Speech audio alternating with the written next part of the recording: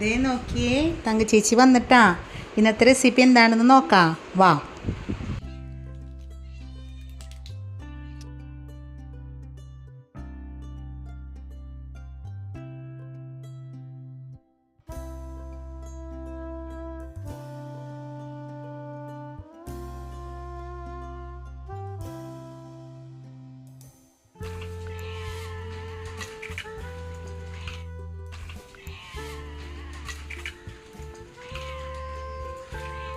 ഞാനിവിടെ ഒരു 3 വലിയ ഞണ്ടാണ് കേട്ടോ.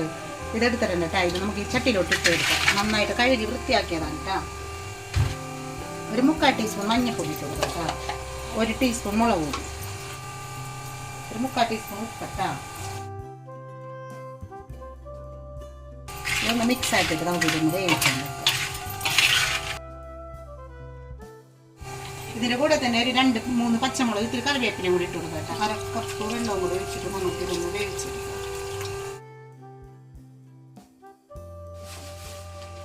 ഇനി ഇതൊന്ന് നമുക്ക് വേവിച്ചെടുക്കാം കേട്ടോ.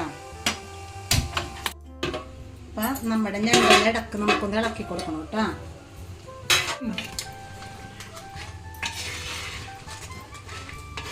അതേ നമ്മുടെ ഞണ്ട് തിളച്ച് വെന്ത് വന്നിട്ടുണ്ട് കേട്ടോ. ഇനി നമുക്ക് കപ്പ വേവിക്കാൻ വെക്കാം. അതേ കപ്പ നന്നായിട്ട് കഴുകി വൃത്തിയാക്കിയതാണ് കേട്ടോ. അതിങ്ങനെ ചെറിയ പീസാക്കി അരിഞ്ഞതാണ് കേട്ടോ. നമുക്ക് ഇതിലോട്ട് നമുക്ക് വെള്ളം ഒഴിക്കണം. കപ്പ മുങ്ങിക്കിടക്കണ വിധത്തിൽ വെള്ളം ഒഴിക്കണം കേട്ടോ. ഉപ്പിട്ട് കൊടുക്കണ്ട കേട്ടോ. 1 ടീസ്പൂൺ ഉപ്പിടുന്നുണ്ട് കേട്ടോ. ഞാനിതിലോട്ടൊരു ഇത്തിരി മഞ്ഞൾപ്പൊടിയും കൂടി ഇടുന്നുണ്ട്. അപ്പം നമുക്കൊരു കപ്പട കയ്പും ഇതൊക്കെ ഉണ്ടെങ്കിൽ അങ്ങോട്ട് പൊക്കോട്ടെ.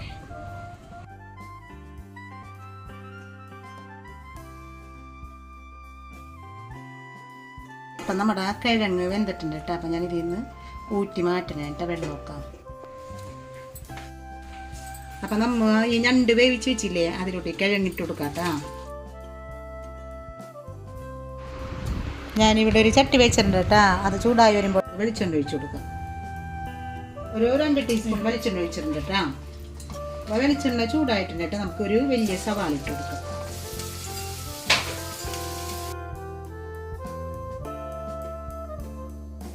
പതിനഞ്ച് ഉള്ളി ഉണ്ട് കേട്ടോ. അത് ഇങ്ങനെ രണ്ടാക്കിയിട്ടതാണ്. അത് ഇട്ട് കൊടുക്കാം. നന്നായിട്ട് വഴറ്റിയെടുക്കാം കേട്ടോ. വെളുത്തുള്ളി ഇഞ്ചിയും കൂടി നമ്മൾ ചതച്ചെടുത്തതാണ് കേട്ടോ. അത് 1 ടീസ്പൂൺ ഉണ്ട് കേട്ടോ. അതിട്ട് കൊടുക്കാം. എല്ലാം കൂടി നന്നായിട്ട് ഒന്ന് വഴറ്റി കൊടുക്കാം. ഇതിൻ്റെ പച്ചമണമൊക്കെ മാറുന്നവരെ നമുക്ക് വഴറ്റിയെടുക്കാം കേട്ടോ. വാളയൊക്കെ നന്നായിട്ട് പച്ചമണമൊക്കെ മാറി നന്നായിട്ട് വഴന്ന് വന്നിട്ടുണ്ട് കേട്ടോ.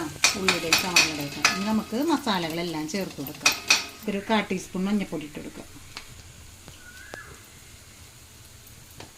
ഒരു 1.5 ടീസ്പൂൺ മല്ലിപ്പൊടി ഇട്ടിട്ട് നന്നായിട്ടൊന്ന് വാട്ടാട്ടോ. അപ്പോൾ എപ്പോഴും സ്റ്റവ് കുറച്ച് വെച്ചിട്ട് വേണം കേട്ടോ പൊടികളൊക്കെ ചേർക്കാൻ. അല്ലെങ്കിൽ പൊടികൾ പെട്ടെന്ന് കരിഞ്ഞു. ഇനി നമുക്ക് മുളക് പൊടി, മസാലപ്പൊടിയും ചേർക്കാം. ഒരു 1/2 ടീസ്പൂൺ മുളക് പൊടി കേട്ടോ.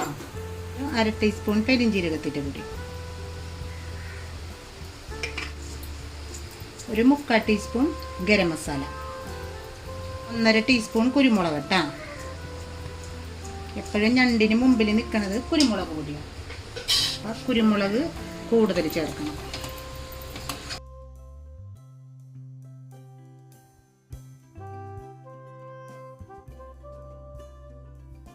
നമുക്കില്ലേ 1 ടീസ്പൂൺ മീറ്റ് മസാല ഇട്ട് കൊടുക്കാം കേട്ടോ. മീറ്റ് മസാലയും കൂടി ഇട്ടിട്ട് ഒന്ന് നല്ലോണം മൂപ്പിച്ചെടുക്കുക. ഈ പൊടി മസാലയൊക്കെ നന്നായിട്ട് നല്ലോണം മൂപ്പിച്ചെടുക്കണം കേട്ടോ. അപ്പോൾ നല്ലൊരു മണം വരും. അതാണ് അതിൻ്റെ പാകം. ഇനി നമുക്ക് ഒരു തക്കാളി അരിഞ്ഞതാണ് കേട്ടോ. അതിട്ട് കൊടുക്കാം.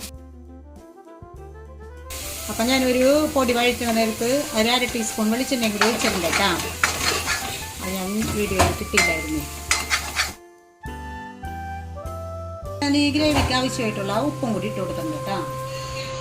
തക്കാളി ഒന്ന് വെന്തുടഞ്ഞ് വന്നവരെ നമുക്കൊന്ന് 2 മിനിറ്റ് ഒന്ന് വെയിറ്റ് ചെയ്യാം കേട്ടോ. അപ്പോൾ നമ്മുടെ മസാല റെഡി ആയിട്ടുണ്ട് കേട്ടോ. ഇനി നമുക്കിത് ഞണ്ടിലോട്ട് ഇട്ട് കൊടുക്കാം. ഇതെല്ലാം കൂടി നമുക്കൊന്ന് മിക്സ് ആക്കി കൊടുക്കാം കേട്ടോ.